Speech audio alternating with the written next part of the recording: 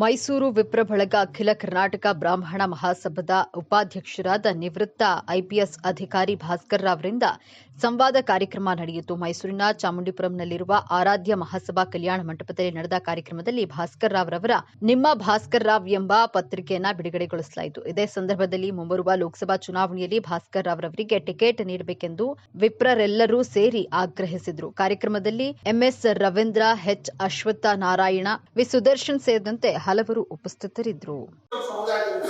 ಅದೇ ಒಂದು ಶಕ್ತಿ ಅಲ್ಲಿ ನಿಮ್ಮೆಲ್ಲರ ಆಶೀರ್ವಾದ ಇದೆ.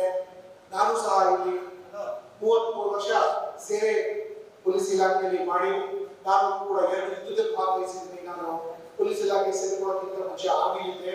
1986-87 ಶ್ರೀಲಂಕಾ ಯುದ್ಧದಲ್ಲಿ ಭಾಗವಹಿಸಿದ್ದೆ. ತದನಂತರ ವಾಪಸ್ ಬಂದು ಬ್ಯಾಂಗ್ಳೂರಲ್ಲಿ ನಾನು NMPR ಗರ್ಲ್ಸ್ ಕಾಲೇಜಲ್ಲಿ ಅರ್ಥಶಾಸ್ತ್ರದ ಉಪನ್ಯಾಸಕನಾಗಿ ಕೆಲಸ ಮಾಡಿದೆ.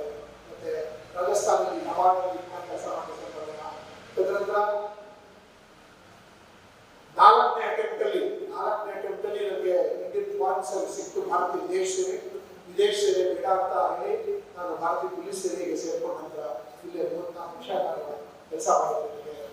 ಪೊಲೀಸ್ ಇಲಾಖೆ ಒಂದೇ ಅಲ್ಲ, ಪೊಲೀಸ್ ಸರ್ಕಾರದಲ್ಲಿ ಟ್ರಾನ್ಸ್ಪೋರ್ಟ್ ಕಮಿಷನ್ ಆಗಿರಲಿ ಅಥವಾ KSRTC, PMTC ಇತ್ಯಾದಿಗಳಲ್ಲಿ ಎಲ್ಲ ಕಡೆಯೂ ಎಲ್ಲೆಲ್ಲಿ ಅದು ಸರ್ಕಾರಗಳು ನಡೆಸ್ತಾ ಇದ್ದಾರಲ್ಲ ಅಲ್ಲಿ ಕೆಲಸ ಮಾಡಿದ್ದೇನೆ. ನಾವು ಯಾವುದೇ ಕೂಡ ತಪ್ಪು ಚುಕ್ಕೆ ಇಲ್ಲದೆ ಕೆಲಸ ಮಾಡಿದೆ. ಯಾಕಂದ್ರೆ ನಮಗೆ ಅವಮಾನ ಆಗ್ಬಿಡ್ತೀವಿ ಅಂತ ಭಯ.